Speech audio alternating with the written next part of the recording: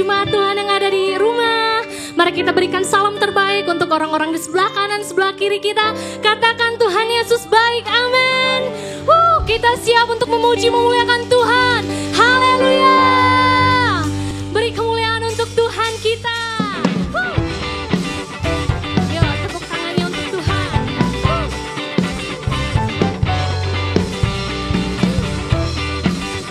Kita nyanyikan pada pagi hari ini. Katakan bila roh Allah ada di dalamku. Bila roh Allah ada di dalamku, ku kan menari seperti dan menari. Bila roh Allah ada di dalamku, ku kan menari seperti dan menari. Bila roh Allah ada di dalamku, ku kan menari seperti dan menari. Sekali lagi. Bila roh Allah ada di dalamku, ku kan menari seperti dan menari. Ku kan menari, ku kan menari, ku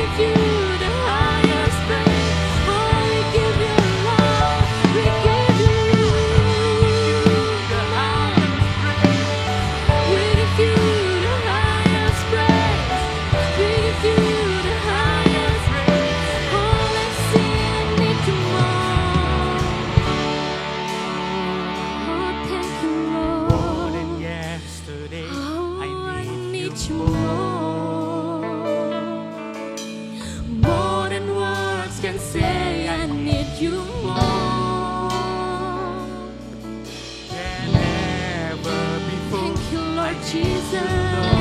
Oh, we need you more. Oh, we need you more. I need you more. Oh, God.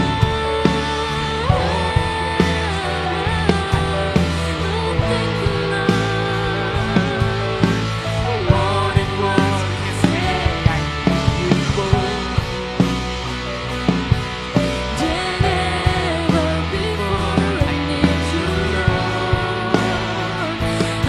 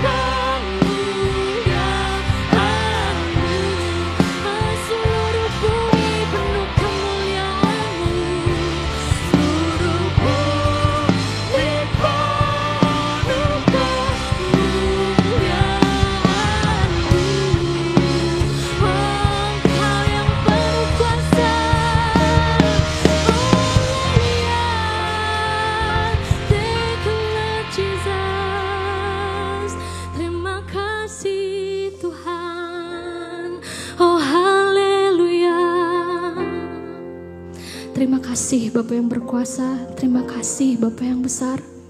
Kami menyiapkan hati kami Bapa, jiwa kami, pikiran kami untuk mendengarkan firman-Mu. Kiranya hati kami menjadi tanah yang gembur Bapa untuk pertumbuhan firman Engkau. Di dalam nama Tuhan Yesus kami telah berdoa. Kita yang percaya katakan amin. Shalom, selamat hari Minggu. Bapak Ibu yang terkasih yang menyaksikan ibadah live streaming pada pagi hari ini. Saya percaya sewaktu kita menyembah Tuhan, ada kuasa yang Tuhan berikan dalam hidup kita. Roh kita disegarkan, segala belenggu, segala apapun yang sedang kita alami, sepertinya terasa ringan Bapak Ibu sewaktu kita ada dalam hadirat Tuhan. Amin. Pada pagi ini kita akan mendengarkan firman Tuhan. Sebelum kita mendengar firman Tuhan, mari kita berdoa. Bapa, kami mengucap syukur Tuhan buat hari ini, bahwa Engkau adalah Bapa yang baik. Apapun yang menjadi keadaan sekeliling kami mau tetap katakan bahwa Engkau adalah Bapa yang baik. Terima kasih Bapa buat hari ini, buat saat ini Engkau hadir di tengah-tengah kami. Engkau ada di sekeliling kami saat ini Tuhan. Mari Bapa di dalam Roh Kudus, Engkau buka pikiran kami, Engkau terangi hati kami, supaya setiap firman yang disampaikan itu tertanam dalam hati kami masing-masing. Terima kasih Bapa, di dalam nama Yesus Kristus kami berdoa. Haleluya, amin, amin. Luar biasa Bapak Ibu yang terkasih dalam Kristus, tidak terasa kita sudah melewati, bahkan kita ada di penghujung akhir bulan Agustus. Di mana bulan ini kita banyak belajar tentang kemerdekaan ya. Kita banyak belajar minggu lalu bahwa kemerdekaan itu adalah sebuah proses yang tidak mudah bagi bangsa kita. Membutuhkan hampir 3,5 abad bangsa kita bergelut, bangsa kita bertahan, bangsa kita melawan para penjajah. Bahkan tidak sedikit darah yang tertumpah. Nyawa para pahlawan kita juga gugur di medan pertempuran. Sehingga kita tahu bahwa untuk kemerdekaan bangsa kita ini membutuhkan sebuah pengorbanan. Amin. Kemerdekaan saya dan kemerdekaan saudara, Bapak Ibu yang di rumah, itu ada karena ada sebuah pengorbanan. Saya bisa berdiri di tempat ini, saya bisa menyampaikan firman Tuhan, sharing firman Tuhan. Mungkin dari kita juga sekalian, itu karena ada orang-orang yang berkorban di dalam hidup kita. Amin. Sebuah kemerdekaan membutuhkan sebuah pengorbanan. Dan kita juga belajar bahwa klimaks dari perjuangan bangsa Indonesia setelah menanti begitu panjang dan begitu lama, yaitu ketika detik-detik Bung Karno dan Bung Hatta atas nama Indonesia memproklamirkan kemerdekaan kita. Saya percaya bahwa keadaan saat itu adalah sungguh luar biasa ya. Momentum yang menegangkan Bapak Ibu, sulit untuk dilupakan. Penuh haru, penuh sukacita, dan penuh kegembiraan ya. Saya sewaktu mempersiapkan firman ini, saya merenungkan bagaimana ya kalau saya hidup di masa pendahulu saya ketika melawan para penjajah dengan modal bambu runcing. Saya nggak bisa bayangin dengan keadaan kita saat ini, kita bisa menikmati kemerdekaan. Amin. Dan minggu lalu juga kita belajar bahwa kekuasaan dari penjajah itu dialihkan kepada bangsa Indonesia di dalam tempo yang sesingkat-singkatnya. Amin. Bukankah itu juga hal yang sama terjadi dalam kehidupan kekristenan kita ketika Yesus datang sebagai pahlawan. Amin. Yesus datang sebagai pahlawan di dalam hidup kita. Ia mati, ia mencurahkan darahnya supaya kita dibebaskan, supaya kita dilepaskan dari kutuk dosa, dari belenggu dosa. Kita dipindahkan dari kerajaan gelap, yaitu maut, ke dalam kerajaan surga, yaitu terang, di dalam tempo yang sesingkat-singkatnya. Amin. Sungguh luar biasa apa yang Tuhan lakukan dalam kehidupan kita. Kita yang hadir, kita yang sedang menonton live streaming ini, menikmati kemerdekaan kita sebagai bangsa dan bernegara. Dan kita juga menikmati kemerdekaan kita sebagai warga kerajaan Allah. Bagaimana Tuhan memindahkan kita dari kerajaan maut kepada kerajaan surga di dalam tempo yang sesingkat-singkatnya. Sewaktu Yesus katakan di kayu salib, segala kelemahanmu, segala dosamu, segala sakit penyakitmu, segala penderitaanmu telah selesai. Amin. Hari ini saya akan membagikan firman Tuhan dengan judul sekali merdeka, tetap merdeka. Amin. Sama-sama dengan saya katakan, sekali merdeka, tetap merdeka. Mungkin kita sering mendengar pekikan atau seruan ini setiap tahunnya di bulan Agustus. Tetapi bagi saya, sewaktu saya meresapi kata demi kata dari pekikan ini hanya bukan sebuah euforia kemerdekaan, tetapi adalah deklarasi iman saya, deklarasi iman kita, bahwa ketika Yesus memerdekakan kita sekali, maka kita merdeka untuk selama-lamanya. Asalkan kita tidak mau diperhamba lagi. Asalkan kita tidak melihat yang di belakang kita. Asalkan kita terus hidup fokus di hadapan Tuhan. Untuk itulah kenapa kemerdekaan kita ini sangat mahal harganya. Amin. Kemerdekaan saya dan kemerdekaan Bapak Ibu sangat mahal harganya. Firman Tuhan katakan di Petrus bahwa bukan emas dan perak, bukan juga dengan bara yang fana, tetapi oleh darah yang mahal, yang tak bercacat dan tak bernoda. Nah, Bapak Ibu yang terkasih dalam Kristus, kita harus benar-benar mengerti hal ini, supaya kita bisa mengerti dan bisa memahami, dan kita bisa menikmati bagaimana hidup di dalam kemerdekaan yang sejati. Orang yang belum merdeka tidak akan bisa menyerukan pekikan yang tadi saya sampaikan. Sekali merdeka, tetap merdeka. Karena kemerdekaan yang sejati bukan apa yang di luar. Kemerdekaan yang sejati adalah kemerdekaan dari dalam keluar. Amin. Kemerdekaan dari dalam keluar. Kita tidak hanya merdeka sebagai bangsa dan bernegara, tetapi kita merdeka di dalam hidup kita. Nah, apa yang Yesus lakukan bukan hanya fisik kita yang dimerdekakan dari segala sakit penyakit, tetapi tubuh, jiwa, dan roh kita dimerdekakan. Untuk itu kemerdekaan kita sangat mahal. Jangan kita bermain-main dengan kemerdekaan kita. Mungkin kita yang sedang menyaksikan ini, yang mendengar khotbah ini atau firman Tuhan ini, mengalami begitu banyak siksaan, penderitaan, tantangan dalam kehidupan. Atau kita sedang dibelenggu oleh dosa. Atau kita sedang dibelenggu, diikat oleh kebencian. Atau iri hati, hidup di dalam kegelapan. Bahkan jauh dari persekutuan dengan Tuhan. Atau saudara seiman kita, dan kita mulai bosan akan hidup kita, dan kita mulai mengerang supaya kita bebas dari keadaan itu. Dan kenyataannya kita tidak bisa bebas. Kenapa? Karena kita tidak mengerti dan tidak mengetahui yang namanya kemerdekaan. Amin. Saya awali sharing saya ini dengan ayat firman Tuhan di Yohanes 8 ayat 32. Demikian firman Tuhan katakan, dan kamu akan mengetahui kebenaran, dan kebenaran itu akan memerdekakan kamu. Wow, luar biasa firman Tuhan. Dan di Yohanes 14 ayat 6 dikatakan bahwa Yesus adalah jalan, kebenaran, dan hidup. Amos 4 ayat 6 dikatakan, umatku binasa karena tidak mengenal Allah, yaitu kebenaran. Jadi, kenapa kita tidak merdeka? Itu yang jadi pertanyaan dalam hidup kita. Kenapa kita tidak menikmati kemerdekaan kita sebagai orang, sebagai bangsa yang merdeka dan sebagai orang yang dimerdekakan dalam Kristus? Kenapa kita tidak menikmati? Pertanyaannya adalah, apakah kita sudah mengetahui kebenaran? Atau apakah kita sudah melakukan kebenaran dan kebenaran itu memerdekakan kita? Mungkin itu pertanyaan yang bisa saya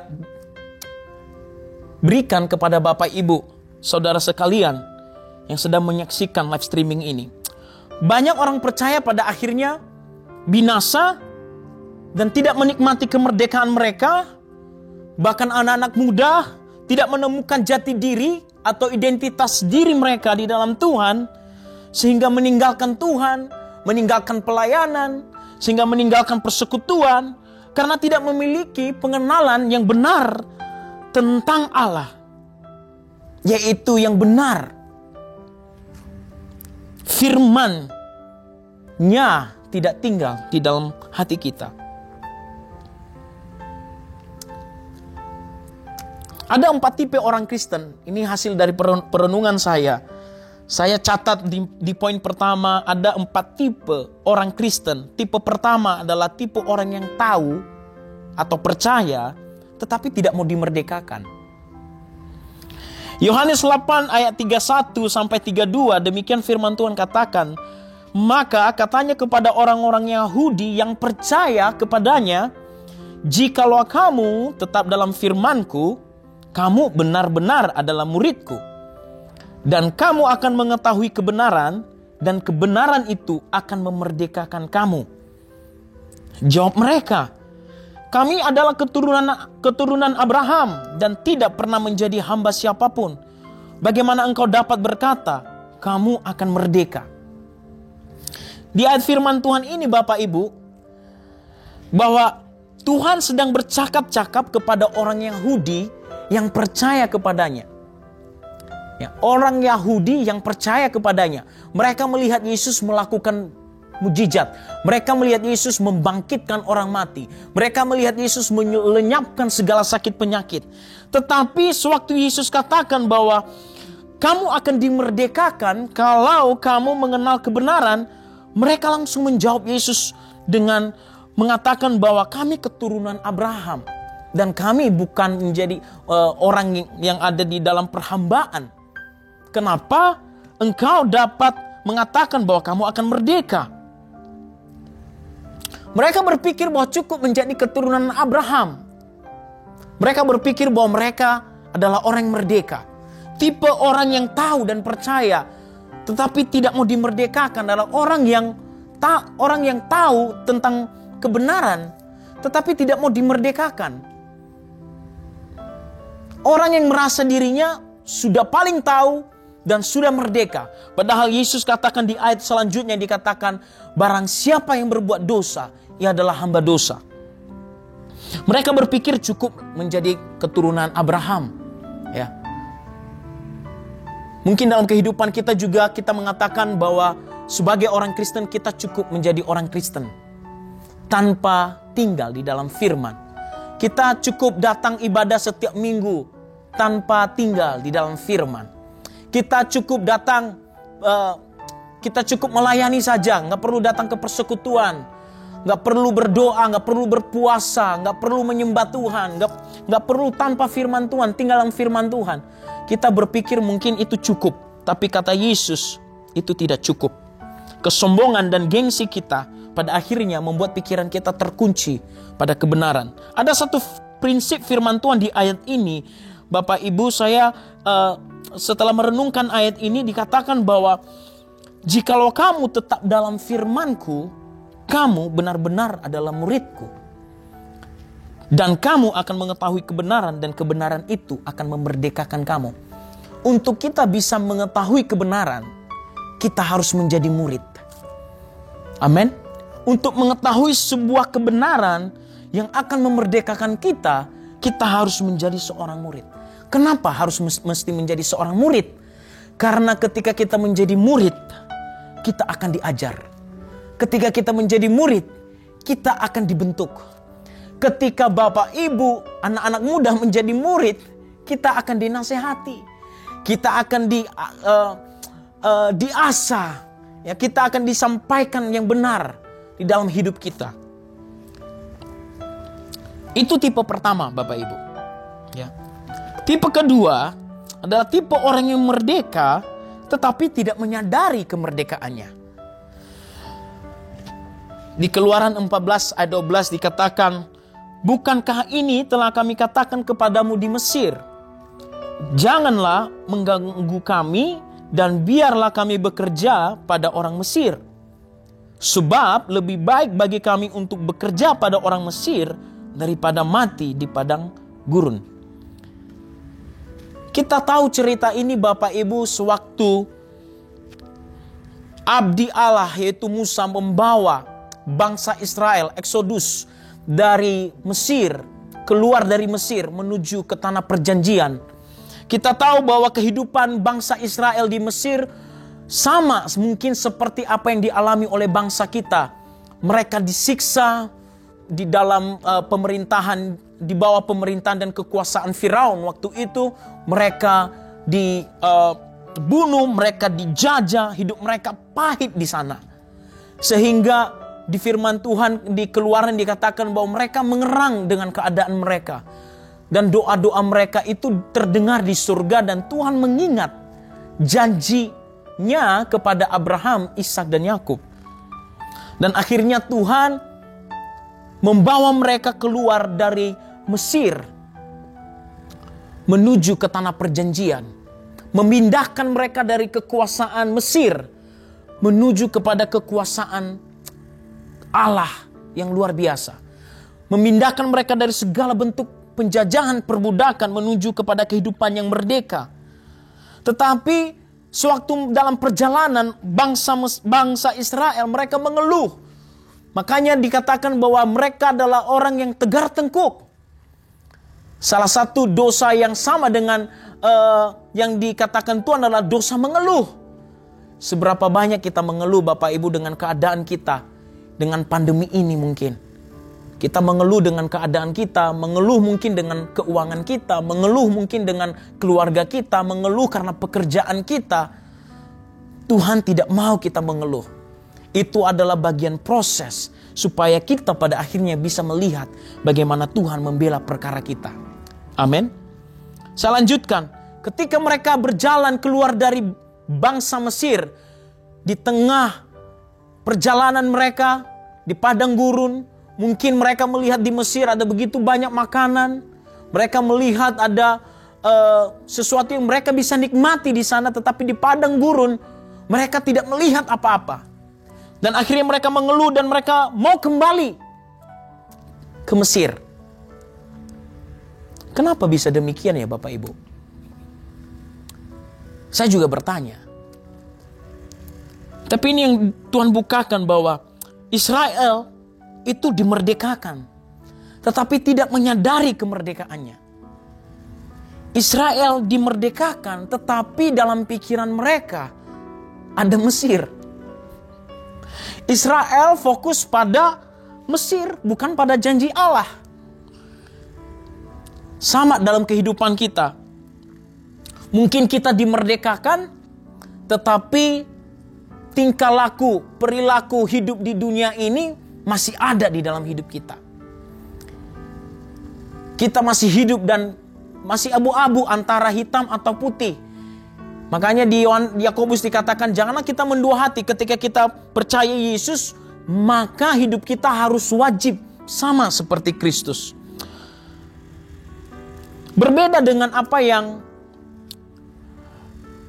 ada di layar saudara yang saya bacakan, R.C. Williams dari Baton Rouge, Louisiana, dimasukkan ke dalam penjara ketika berumur 22 tahun untuk kejahatan yang dia tidak pernah lakukan.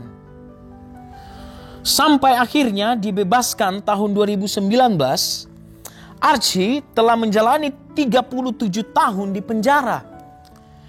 Ketika Archie mengikuti acara America's Got Talent 2020, pembawa acara bertanya kepada dia, "Bagaimana kamu melewati semuanya itu?"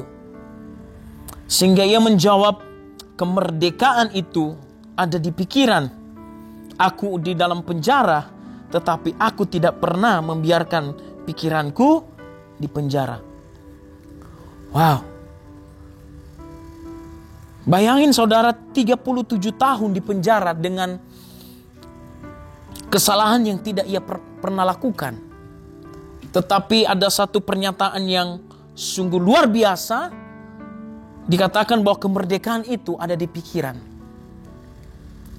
Nah, bangsa Israel secara fisik mereka keluar dari Mesir, tetapi roh dan pikiran mereka masih terpenjara oleh Mesir. Seberapa banyak kita juga mengalami hal yang sama. Kita datang ke gereja, kita melayani Tuhan, kita aktif dalam segala persekutuan, tetapi pikiran kita masih terpenjara oleh karena dosa. Berbeda dengan apa yang dialami Daniel ketika di Babel. Israel keluar, Daniel dibuang. Amin. Israel keluar dari Mesir, tapi Daniel dan bangsa Israel, Daniel dibuang ke tanah Babel. Tapi yang luar biasa adalah Daniel tidak membiarkan pikirannya terpenjara seperti apa yang kita baca barusan, tetapi ia bersinar di sana. Ia tahu bahwa roh Tuhan yang ada dalam hidupnya lebih besar dari apa yang ada di Babel. Bukankah harusnya kita juga demikian, Bapak Ibu? Mungkin ada begitu banyak tantangan yang sedang kita hadapi. Mungkin karena pandemi ini membuat kita sulit melihat Tuhan bekerja. Jangan lepaskan iman kita. Mari kita terus sungguh-sungguh percaya bahwa Tuhan bisa membalikkan keadaan kita. Bukan seperti bangsa Israel yang dimerdekakan, tetapi ingin kembali kepada kehidupan lama mereka. Amin. Tipe yang ketiga adalah orang yang merdeka tetapi menyalahgunakan kemerdekaannya. Ketika kita dimerdekakan bukan berarti bahwa kita hidup tanpa batas. Justru batasan ada untuk melindungi kemerdekaan yang kita miliki. Oleh sebab itu jika kita bertanya kenapa Tuhan memberikan kehendak bebas, tapi di sisi lain di saat yang sama Ia memberikan kita perintah atau firman sebagai batasan dalam hidup kita. Bukan karena Tuhan ingin mengekang hidup kita, tetapi justru untuk melindungi kemerdekaan kita. Saya kasih contoh, apa jadinya kalau seandainya kita merasa diri kita merdeka dan bebas tanpa batas. Bayangkan apa jadinya Bapak Ibu kesehatan kita kalau kita makan segala sesuatu tanpa batas. Atau kita bisa bayangkan apa jadinya keuangan kita dari gaji kita setiap bulan kalau kita membelanjakannya yang kita terima itu sesuka hati kita. Atau jadi orang seperti apa nantinya ya kalau seseorang anak kecil tidak pernah belajar tentang firman Tuhan, sopan santun dan tunduk kepada orang tua. Ada kebebasan untuk memilih, tetapi kita tidak bisa memilih konsekuensi dari pilihan kita. Sewaktu kita dimerdekakan, Kristus memerdekakan kita, tubuh jiwa roh kita dimerdekakan. Kita jangan pernah sekali-kali untuk mencemarkan, bahkan menyalahgunakan kemerdekaan kita. Seperti apa yang dikatakan di Galatia 5 ayat 13. Saudara-saudara, memang kamu telah dipanggil untuk merdeka. Tetapi janganlah kamu mempergunakan kemerdekaan itu sebagai kesempatan untuk hidup dalam dosa. Melainkan layanilah seorang akan yang lain oleh kasih. Saya lanjutkan di 2 Petrus 2 ayat 20-23. Sebab jika mereka oleh pengenalan mereka akan Tuhan dan Juru Selamat kita, Yesus Kristus, telah melepaskan diri dari kecemaran-kecemaran dunia, tetapi terlibat lagi di dalamnya, maka akhirnya keadaan mereka lebih buruk daripada yang semula. Karena itu bagi mereka adalah lebih baik jika mereka tidak pernah mengenal jalan kebenaran daripada mengenalnya, tetapi kemudian berbalik dari perintah kudus yang disampaikan kepada mereka. Bagi mereka cocok apa yang dikatakan peribahasa yang benar ini. Anjing kembali lagi ke muntahnya dan babi yang mandi kembali lagi ke kubangannya. Amin. Firman Tuhan ini luar biasa, kuat. Sewaktu saya merenungkan ini, firman ini, saya mengatakan, Tuhan ampuni saya. Saya juga pernah ada di masa saya tidak menghargai kebenaran yang Tuhan berikan dalam hidup saya. Saya mencoba bermain-main dengan dosa. Saya tahu bahwa anak-anak muda juga mengalami hal yang sama. Tetapi firman Tuhan luar biasa. Tuhan ingin kita hidup benar. Ingin Tuhan kita menjadi orang-orang yang merdeka. Hidup kudus di hadapan Tuhan. Supaya kita dan keadaan kita tidak menjadi buruk dari yang semula. Amin. Tipe keempat adalah tipe orang yang sungguh-sungguh merdeka. Tipe orang yang sungguh-sungguh merdeka. Tipe orang yang bisa mengatakan sekali merdeka, tetap merdeka. Di Galatia 5 ayat 1 dikatakan supaya kita sungguh-sungguh merdeka, Kristus telah memerdekakan kita. Karena itu berdirilah teguh dan jangan mau lagi dikenakan kuk perhambaan. Orang yang sungguh-sungguh merdeka menjadikan Yesus sebagai Tuhan dan Juru Selamat dalam hidup mereka. Seluruh tubuh jiwa roh mereka serahkan kepada Kristus. Saya percaya bahwa semua kita yang mendengar ini adalah orang-orang yang dimerdekakan di dalam Kristus. Yang berdiri teguh, yang tidak mau lagi diperhamba oleh dunia ini. Atau kalaupun ada orang yang menyaksikan live streaming ini, belum menerima Yesus Kristus sebagai Tuhan dan Juru Selamat dalam hidupmu, saya mau katakan bahwa terimalah Dia sebagai Tuhan dan Juru Selamatmu. Karena ketika engkau menerima Dia, hidupmu akan berubah. Amin. Hidupmu akan berubah. Dikatakan di Korintus bahwa menjadi pribadi yang baru. Tubuh, jiwa, dan roh kita lengkap dimerdekakan oleh Tuhan. Yohanes 8 ayat 36 dikatakan, jadi apabila anak itu memerdekakan kamu, kamu pun benar-benar merdeka. Hanya Yesus yang bisa memerdekakan. Sewaktu kita dimerdekakan, berdirilah teguh di dalam kemerdekaan kita dan jangan mau lagi dikenakan dengan kuk perhambaan. Karena kemerdekaan kita, kehidupan kemerdekaan kita adalah pilihan kita sendiri. Ketika Kristus sudah memerdekakan kita, kita pilih kita mau hidup merdeka atau tidak. Orang yang sungguh-sungguh merdeka, tandanya adalah hidup dalam pimpinan Roh Kudus. Di 2 Korintus 3 ayat 17 dikatakan, di mana ada Roh Allah, di situ ada kemerdekaan. Amin. Di mana ada Roh Allah, di situ ada kebenaran. Banyak orang Kristen yang pengen hidupnya dipenuhi oleh Roh Kudus, tetapi tidak mau dipimpin oleh roh. Dan saya percaya bahwa firman Tuhan katakan bahwa hidup kita bukan hanya untuk dipenuhi Roh Kudus, tetapi kita izinkan juga hidup kita dipimpin oleh Roh Kudus. Itu adalah tanda orang yang sungguh-sungguh merdeka. Ia tidak dipimpin oleh keinginan dagingnya, tetapi ia dipimpin dengan keinginan roh. Tidak lagi hidup dengan apa yang aku kehendaki, tetapi hidup dengan apa yang Roh Tuhan ingin kehendaki. Di Yesaya 32 ayat 17 dikatakan, di mana ada kebenaran, di situ akan tumbuh damai sejahtera. Dan akibat kebenaran ialah ketenangan dan ketentraman untuk selama-lamanya. Wow, luar biasa firman Tuhan. Sungguh dahsyat. Ya, orang yang hidup di dalam kebenaran pasti akan ada damai sejahtera. Dan orang yang hidup dalam kebenaran pasti akan mengalami ketenangan.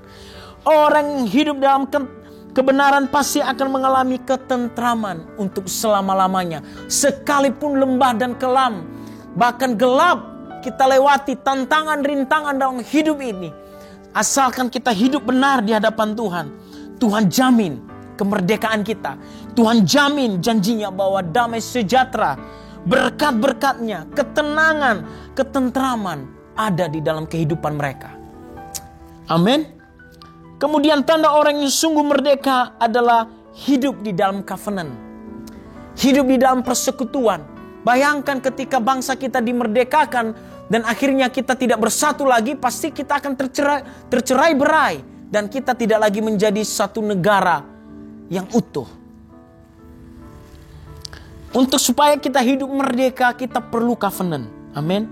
Bukan hanya persekutuan kita di dalam Tuhan, tetapi persekutuan kita juga dengan saudara-saudari seiman kita. Jangan kita meninggalkan firman Tuhan di Ibrani 10 ayat 2 dikatakan, jangan kita meninggalkan pertemuan-pertemuan ibadah kita karena tidak sia-sia apa yang kita lakukan di dalam persekutuan. Kita saling menasihati dan semakin giat melakukannya. Amin. Saya bisa berdiri di tempat ini tadi saya sampaikan bahwa karena ada orang yang memberi hidupnya, ada orang yang mau bersekutu, ada orang yang mau berkorban di dalam hidup saya, sehingga saya bisa berdiri di hadapan Bapak, Ibu, Saudara sekalian. Supaya kemerdekaan kita tetap terjaga dan kita menjadi orang-orang yang sungguh-sungguh merdeka, kita harus hidup di dalam covenant. Ketika kita hidup di dalam covenant, kita akan menikmati kemerdekaan kita. Tantangan atau apapun belenggu yang sedang kita hadapi, itu tidak akan membuat kita menjadi lemah. Seperti apa yang dialami oleh Rasul Paulus dan Silas sewaktu mereka dibelenggu, tetapi mereka bersekutu, mereka memuji Tuhan, belenggu itu terlepas. Amin. Ada kekuatan dan kuasa Allah dalam kesatuan dan dalam persekutuan jemaat. Kemudian poin yang terakhir, tanda orang yang sungguh merdeka adalah melayani Tuhan dan sesama. Di Galatia 5 ayat 13 dikatakan, saudara-saudara, memang kamu telah dipanggil untuk merdeka. Tetapi janganlah kamu mempergunakan kemerdekaan itu sebagai kesempatan untuk hidup dalam dosa, melainkan layanilah seorang akan yang lain oleh kasih. Bapak Ibu, kita dimerdekakan, kita dipanggil untuk merdeka. Untuk hidup dalam pimpinan Roh Kudus. Untuk hidup dalam persekutuan hubungan kita dengan Allah Bapa dan sesama dan saudara seiman, supaya kita bisa melayani Tuhan. Itu adalah panggilan kita.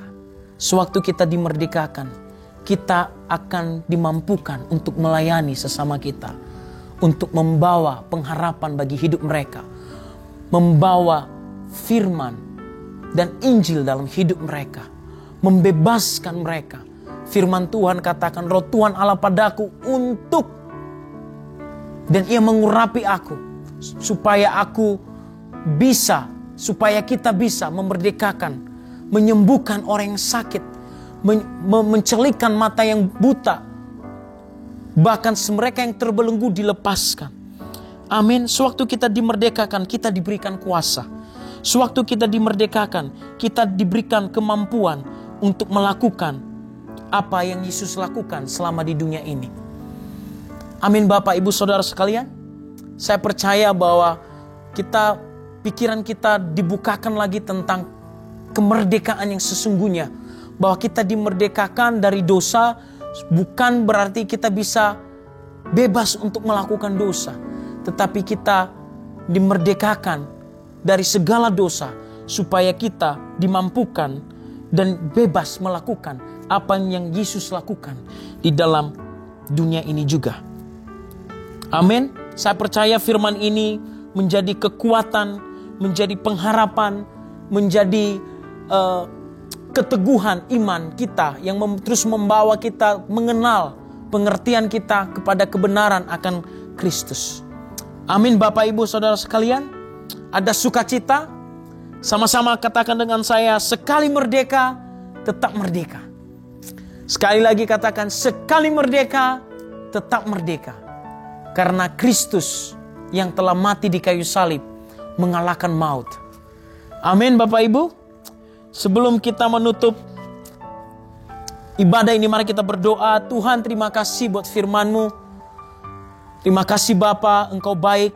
Dan kami percaya bahwa benih firman-Mu yang tertanam di dalam hati kami itu tidak akan sia-sia. Firman-Mu akan bertumbuh, berbuah, berlipat-lipat kali ganda Tuhan. Sehingga orang-orang bisa melihat hidup kami. Orang-orang bisa menikmati setiap buah di dalam hidup kami.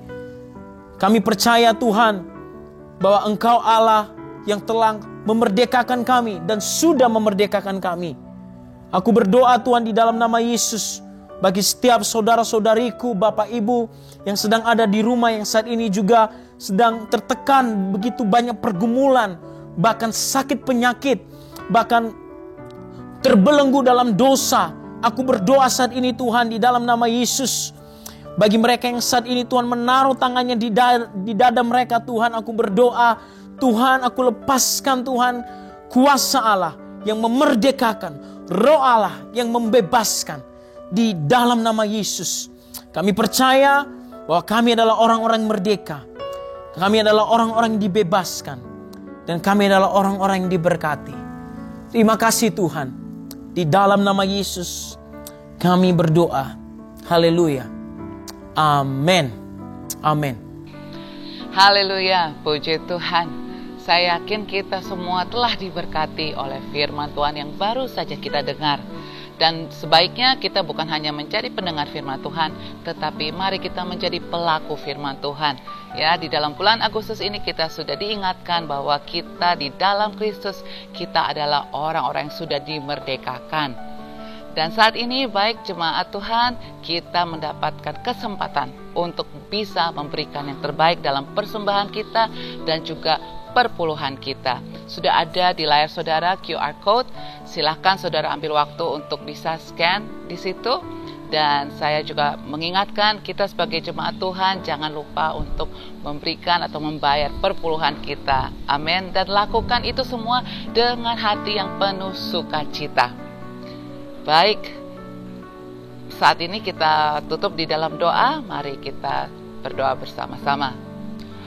Bapak, sekali lagi kami datang kepadamu mengucap syukur untuk hari ini, untuk semua yang kami sudah dengar dalam firman-Mu, juga kesempatan untuk menyembah Engkau Tuhan. Dan Tuhan, biar itu semuanya yang kami dengar, terutama firman-Mu, boleh dimeteraikan dalam hidup kami masing-masing ya Bapa. Dan saat ini Tuhan, kami juga mau berdoa sesuai yang Engkau ajarkan kepada kami. Mari kita berdoa doa Bapa kami. Bapa kami dalam surga, dikuduskanlah nama-Mu. Datanglah kerajaan-Mu, jadilah kehendak-Mu di bumi seperti di surga. Berikanlah kami pada hari ini makanan kami yang secukupnya, dan ampunilah akan kesalahan kami, sama seperti kami juga mengampuni orang yang bersalah kepada kami. Dan janganlah membawa kami ke dalam pencobaan, tetapi lepaskanlah kami daripada yang jahat, karena Engkau-lah yang mempunyai kerajaan dan kuasa dan kemuliaan sampai selama-lamanya. Terimalah berkat dari Tuhan, biarlah damai sejahtera dan penghiburan dan kekuatan dari Tuhan sendiri boleh menyertai kita semua. Di dalam nama Yesus, semua saudara yang telah menerima berkat Tuhan, katakan amin. Amin. Stay safe. Tuhan memberkati kita semua.